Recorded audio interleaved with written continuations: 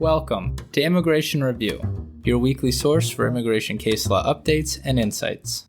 I'm your host, Kevin A. Gregg, back again to review the week's precedential immigration cases, rummaging through the decisions so you don't have to.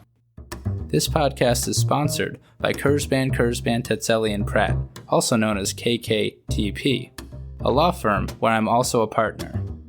Whether you are facing an immigration obstacle, a serious injury, or a legal issue in your business, KKTP will aggressively protect your best interests. And as always, this show does not constitute legal advice and has no bias other than to keep you up to date and to enable you, my dear colleagues, to excel in court. So, without further ado, let's start the review. This week, we've got some very important cases, including a huge one on inadmissibility from the en banc Ninth Circuit, a fascinating one from the BIA clarifying the expert witness framework, and a case that continues the Attorney General's assault on asylum. We also have two from the First Circuit and one from the Eighth. My kind of week. Let's dive in. Starting off, we've got Matter of ACAA, published by the Attorney General. This case continues the Trump administration Attorneys General war on asylum. First, the Attorney General extended his own decision this year in matter of RAF, and held that when conducting its review of an asylum claim, the BIA must examine de novo whether the facts found by the immigration judge satisfy all of the statutory elements of asylum as a matter of law. And two, when reviewing a grant of asylum, the BIA should not accept the parties' stipulations to or failures to address any of the particular elements of asylum, including where necessary the elements of a particular social group. Instead, the BIA should meaningfully review each element of an asylum claim before affirming such a grant, or before independently ordering a grant of asylum. So the BIA has a lot of work to do when an asylum grant is going to happen. And the Attorney General used an acronym for the name because the non-citizen is an asylum seeker. Here's what's up in the case. Miss ACAA suffered terrible harm from her parents for many years. An immigration judge found that she suffered past persecution and was part of the particular social group, or PSG, Salvadoran females. But since she was now 29 years old, a fundamental change of circumstances had occurred such that she no longer had a well-founded fear of her parents. This would normally make Miss ACAA ineligible for asylum under the regulations, notwithstanding the past persecution finding. However, individuals who have suffered past persecution can still obtain humanitarian asylum where 1.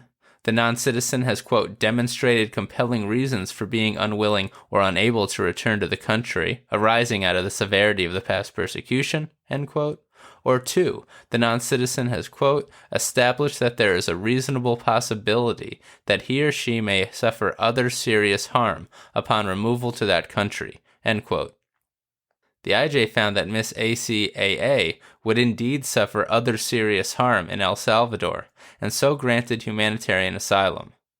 DHS appealed, and the BIA affirmed. But the Attorney General then took this case himself, as is his legal right. How we found out about this case and other seemingly innocuous unpublished BIA decisions may be an interesting thing to discover through a Freedom of Information Act request with EOIR, DHS, and ICE. Just saying. But putting that aside, the issue is this. To obtain humanitarian asylum, a non-citizen must still have suffered past persecution on account of a protected ground. So this decision is all about whether the harm Miss ACAA suffered is on account of her being a Salvadoran female. And here, the Attorney General actually assumed that Salvadoran females may be a recognizable particular social group, but held that the BIA conducted an insufficient nexus analysis. Or put another way, the BIA failed to properly analyze whether Miss ACAA was harmed by her parents because she was a Salvadoran female, rather than for other reasons. Quote, persecution that results from personal animus and retribution generally does not establish the necessary nexus, end quote. So that is your standard to combat in your briefs, practitioners.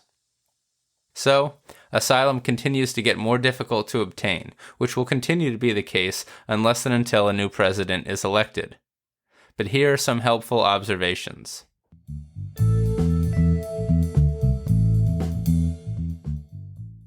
First, and somewhat surprisingly, at footnote 4, the Attorney General punts on, quote, whether gender-based groups may constitute a particular social group, end quote, and expressly cites circuit cases indicating that it may, even when the group is very, very large, like Salvadoran females. It really is all about the footnotes. So don't let this decision fool you. Whether Salvadoran females is a valid particular social group is a completely open question. Second, the Attorney General used another standard to explain the nexus requirement. Quote, if the persecutor would have treated the applicant the same if the protected characteristic did not exist, then the applicant has not established a claim on this ground, end quote. This is actually a standard that, in one podcaster's humble opinion, can be met in many cases. And finally, with this decision, the Attorney General has affirmed the common circuit requirements that the BIA must, quote, consider the issues and announce its decision in terms sufficient to enable a reviewing court to perceive that it has heard and thought and not merely reacted, end quote. According to the Attorney General, the BIA must give, quote, the question more than fleeting consideration, end quote. Sounds like a reviewable standard to me. So arguably, this case can now be cited to for the proposition that where the BIA does not address every single issue material to a case, or if it does, but gives an issue merely, quote, fleeting consideration, end quote, the BIA violates an agency policy and practice mandated by the Attorney General that requires vacature and remand by the circuits. And that is Matter of ACAA.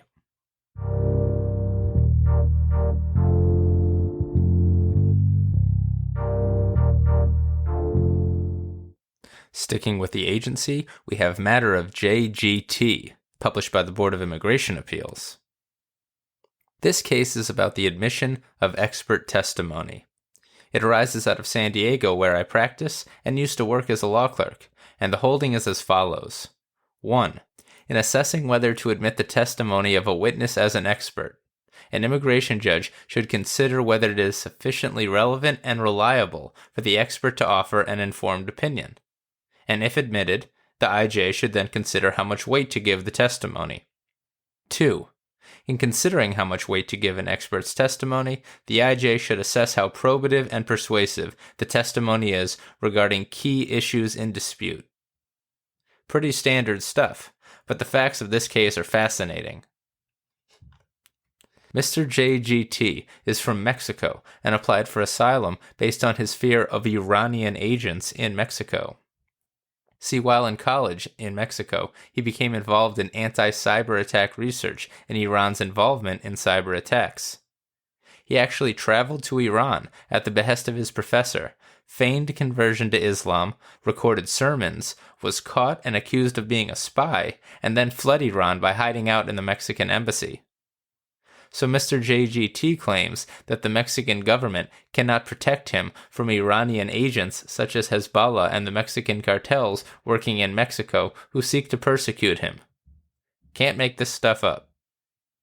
In addition to his testimony, his mother's testimony, and newspaper articles about the incident, Mr. JGT presented the testimony of, quote, a national security consultant and analyst whose focus is on issues relating to Latin America, Iran, and transnational organized crime, end quote. In this case, the immigration judge relied extensively on this national security consultant, proffered by Mr. JGT, but didn't let DHS voir dire the expert, i.e., investigate the expert's credentials through questioning him first. This was the crux of the IJ's error, and it's what required remand in this case. Moreover, and as the BIA states, quote, although the witness may be an expert on country conditions in Latin America generally, the issues in this case are specific to Iran's ability and intent to harm the respondent in Mexico, and the Mexican government's ability and willingness to protect him. The IJ made no specific findings regarding the witness's expertise as to those issues in dispute, end quote. So practitioners, make sure you prep a voir dire of your expert that is germane to the specific issues of your case, and that you then move to certify your expert as an expert on those specific issues after voir dire. As to the persuasiveness of expert testimony, quote, an immigration judge should only find an expert's opinion to be persuasive if there is a reliable factual or evidentiary basis for his or her conclusions, end quote. So build your evidentiary record outside the expert and make sure your expert explains what she is relying on. In this case, the matter was sent back for further analysis of the expert. Here are some more helpful notes on the admission of expert testimony.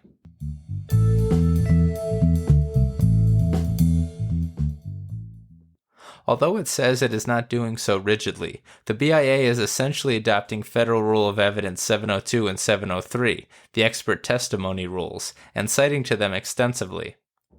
Moreover, as the BIA notes, because individual hearings are akin to bench trials in federal court, I'd argue that circuit court case law regarding expert testimony in your circuit is fair game when arguing for the admissibility and persuasiveness of an expert. Just to get into the weeds a bit on that, while the circuit case law will follow the Supreme Court's Daubert decision, the Daubert standard is really for jury trials and is much less applicable to bench trials when, as in immigration court, the finder of fact is the judge.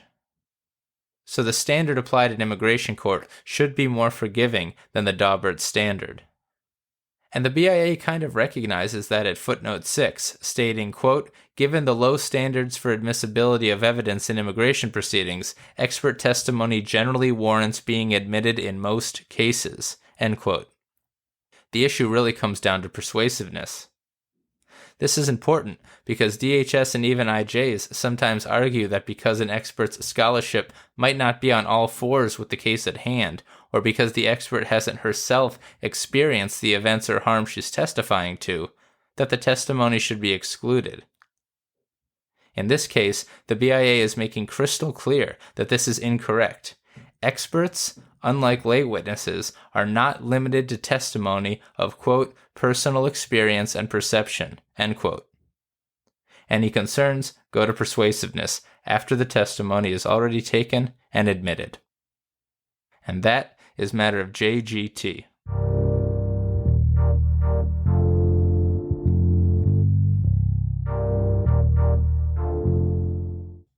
Next, we're going to move to the Ninth Circuit, Torres v. Barr, published on September 24th, 2020. This is quite the case out of the Ninth Circuit on inadmissibility.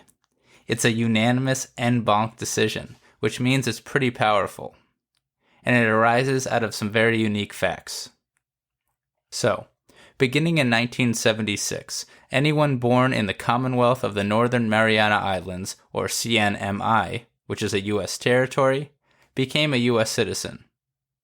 But the CNMI government retained control over its immigration policy and allowed for a large amount of temporary guest workers to lawfully work in the territory.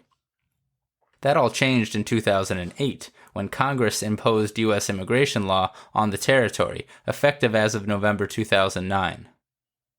This potentially divested thousands of individuals in CNMI of lawful immigration status.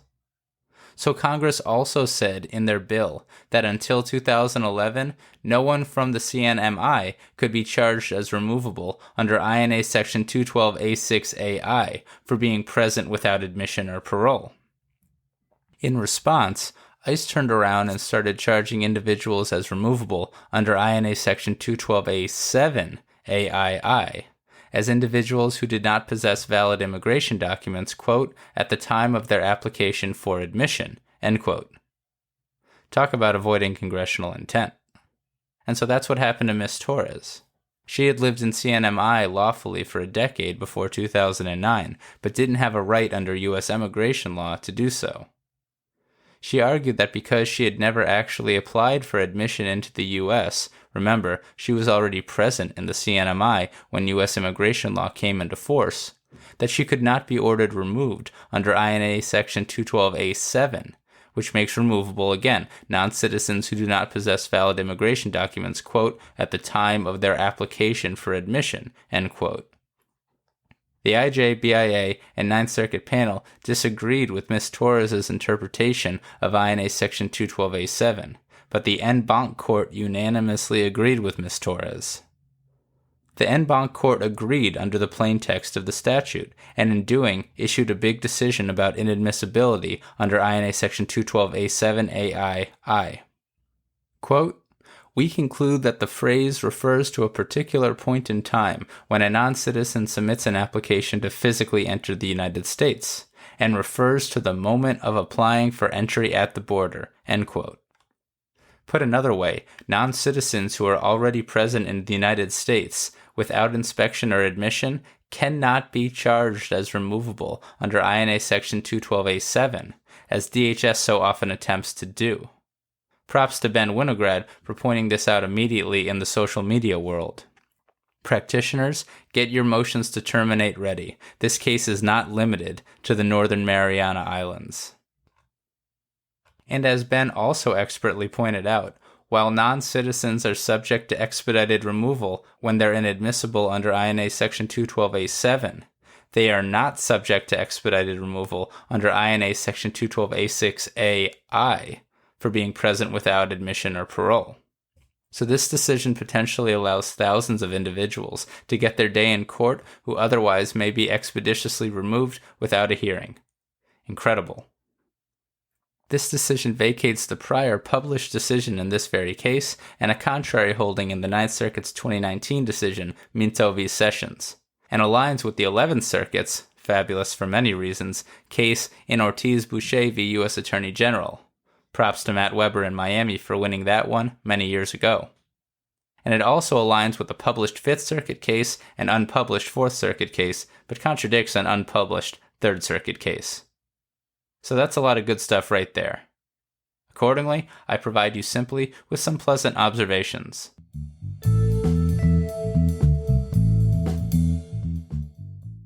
For any super nerds out there, and I say that lovingly, who are interested in the Ninth Circuit's history of the Commonwealth of the Northern Mariana Islands, beginning in, quote, 2000 BCE, end quote, boy do I have the perfect en banc decision for you.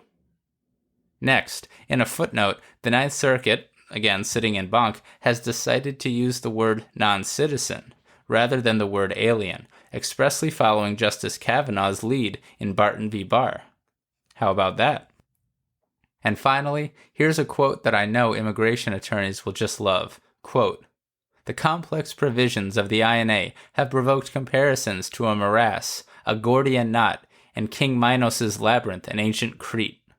We read this dense statute against the backdrop of our constitutional principles, administrative law, and international treaty obligations.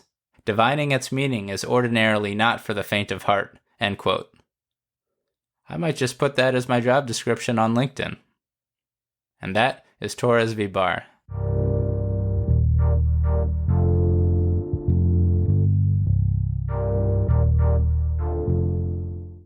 Next up is Loja-Tene v. Barr, published by the First Circuit on September 21st, 2020. This is a short case about asylum and the nexus requirement. Mr. Loja-Tene fled Ecuador in fear of his adopted older brother, Angel, who is a longtime drug trafficker. Angel kept trying to get Mr. Loja-Tene and his father to traffic drugs. The pair kept refusing, and in 2011, Angel killed Mr. Loja-Tene's father when he refused. He then threatened Mr. Loja-Tene at gunpoint, and Mr. Loja-Tene fled to the United States with his family. Mr. Loja-Tene applied for asylum, claiming he feared persecution on account of his particular social group, his family unit. But the IJ and then the BIA held that Angel didn't threaten Mr. Loja-Tene because of their familial relationship, but rather simply for criminal drug trafficking purposes, which is not a protected ground that qualifies a non-citizen for asylum. Before the First Circuit, Mr. Loja-Tene said, maybe so. But the BIA failed to consider that Angel had a mixed motive for targeting Mr. Loja-Tene, both for criminal reasons and because he was a family member, and so, under long-standing law, Mr. Loja-Tene does qualify for asylum. Now, the First Circuit did note that the language of the immigration statute, quote, clearly contemplates the possibility that multiple motivations can exist, and that the presence of a non-protected motivation does not render an applicant ineligible for refugee status, end quote. So that's good. But then it held that the BIA's analysis wasn't so wrong as to warrant reversal. This is particularly so because Angel never targeted Mr. Loja-Tene's sisters or mother in Ecuador, who are also, of course, part of his family. So, Mr. Loja-Tene's claim was denied. One quick thing.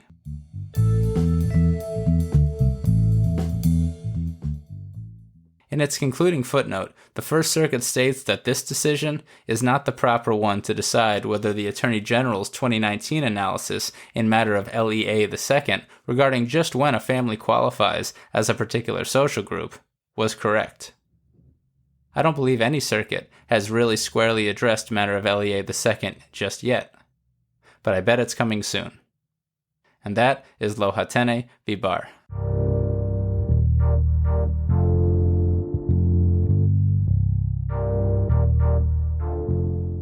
Sticking with the First Circuit, we've got Lee v. Barr, published on September 22nd, 2020.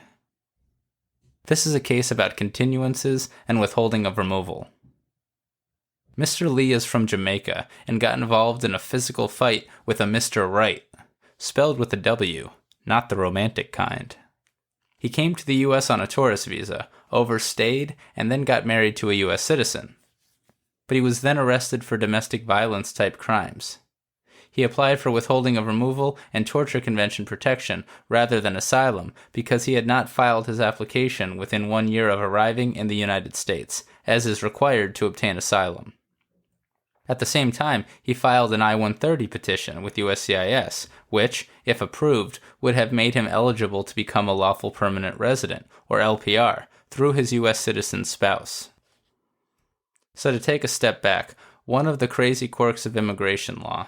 To become an LPR through marriage to a U.S. citizen, the first step is for USCIS to approve an I-130 petition filed by the U.S. citizen or LPR spouse, which is simply recognition by the U.S. government that a valid relationship exists between a non-citizen and a U.S. citizen or LPR family member that makes the non-citizen eligible to adjust to LPR status. For non-citizens in removal proceedings, only the IJ has the ultimate authority to grant the adjustment of status application. But the IJ has no authority to grant an I-130 petition. So non-citizens like Mr. Lee are put in the absurd position of being in front of a judge who has authority to make them an LPR, but only if USCIS first concludes that a valid marriage exists. This is the case even though IJs are more than capable of determining whether a valid marriage exists, and in fact do in many other contexts, such as for discretion. Jumping to the 10,000-foot level, USCIS is being starved of resources at the moment, and depending on the office, is taking 1 year or longer to decide I-130 petitions. At the same time, IJs are subject to burdensome case completion requirements and are expected to decide cases quickly.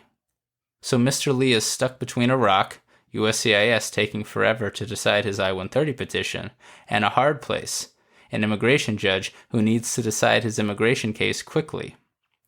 The whole situation could easily be remedied with a simple regulation allowing IJs to decide I-130 petitions, but it has never happened.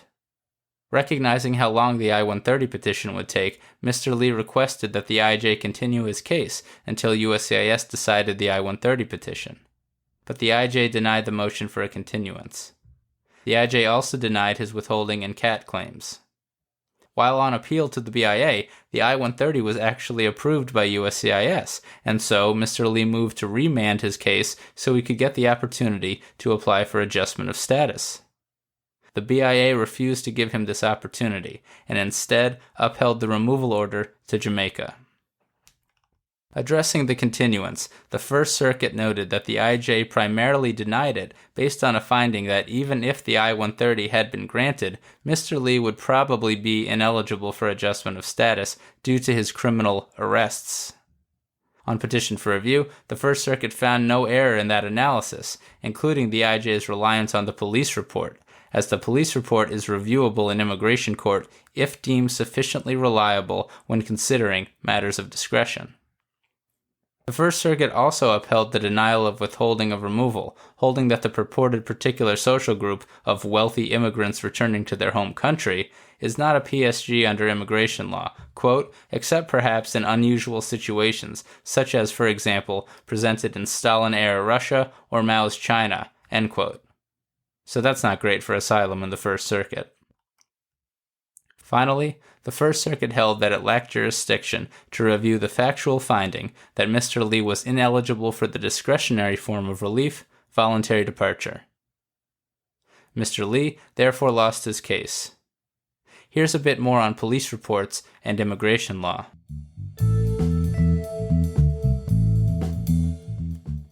In affirming the reliability of the police report, the First Circuit stated that, quote, the immigration judge also observed that Lee did not produce an affidavit or testimony from his wife denying what was in the report, end quote. Had he done so, perhaps Mr. Lee would have got the police report excluded as being unreliable. And relatedly, even though Mr. Lee's criminal charges were actually ultimately dismissed, the BIA denied Mr. Lee's motion to remand.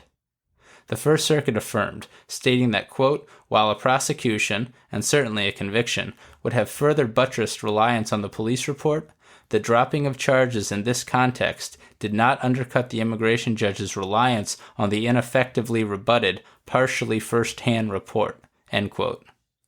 Rough stuff. And that is Lee v. Barr.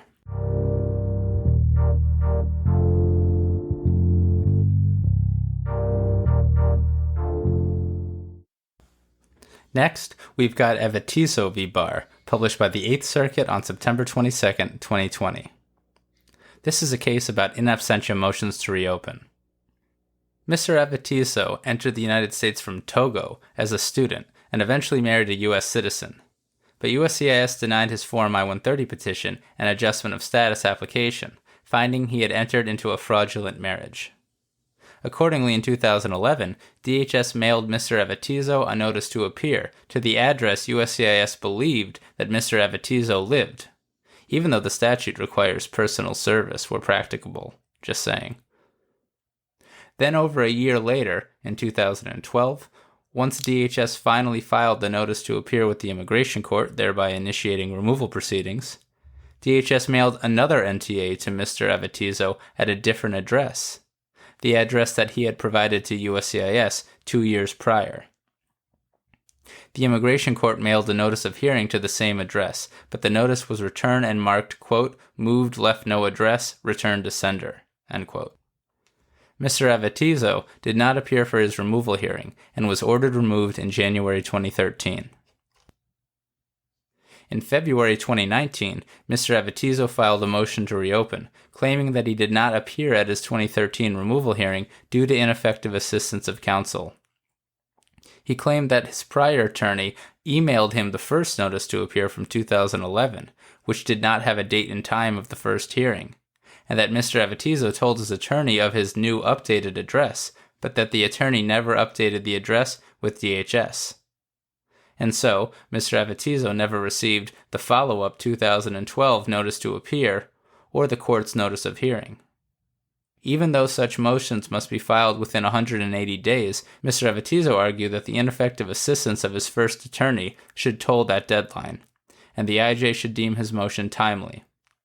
Mr. Avitso did not, however, comply with the BIA's requirements for ineffective assistance of counsel claims outlined in Matter of Lozada, namely the filing of a Barr complaint against former counsel.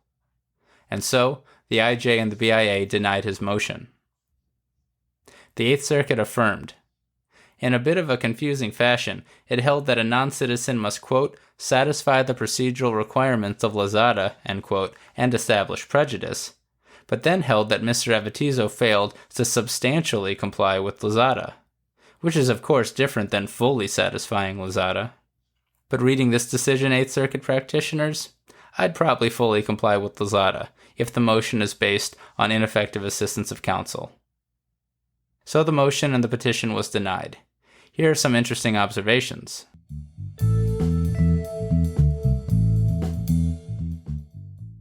First, Judge Kelly dissented and would address Mr. Avitso's alternative argument, deemed waived by the majority, that he did not receive proper notice of his hearing because he had updated DHS of his new address, yet DHS failed to update his address in their system. Interestingly for appellate practitioners, Judge Kelly states, quote, "Even if this issue were not raised to the BIA, that would not preclude finding that the immigration court abused its discretion, because both the IJ's and the BIA's decision are presently under review," end quote. Now that's a quote I could use. Second, in a footnote, the Eighth Circuit rejected Mr. Avitso's Pereira-based claims, based on prior precedent of the Eighth Circuit, holding that the IJ acquired jurisdiction when the NTA and then the notice of hearing was mailed, despite the fact that the NTA lacked the date and time of his first removal hearing, as the statute requires, according to the Supreme Court's Pereira decision. Now, many circuits and the BIA have issued similar holdings, finding that the date and time requirements in the NTA are merely a claims processing rule that does not result in termination of proceedings absent a showing of prejudice. I don't know if the Eighth Circuit has gone the claims processing route or instead has held that indeed NTAs are jurisdictional. But if the Eighth Circuit has, like other circuits and the BIA, held that the proceedings can theoretically be terminated based on a non-compliant NTA if prejudice is shown, it would seem to me that an in absentia removal order issued where, as here, the non-citizen receives actual notice of the first NTA lacking a date and time, but not notice of the second NTA, would be a pretty good situation to argue prejudice resulting from violation of a claims processing rule. Save it for another day, practitioners. And that is Avitso v. Barr.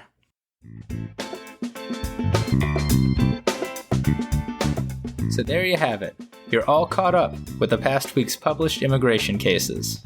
I'm Kevin A. Gregg, a partner with the law firm Kurzban, Tetzeli & Pratt, and this has been another episode of Immigration Review. Thank you for listening, and I hope you enjoyed it. If you did, please share it with a friend and rate and review us. Each review helps new listeners find the show. And of course, subscribe to Immigration Review wherever you get your podcasts.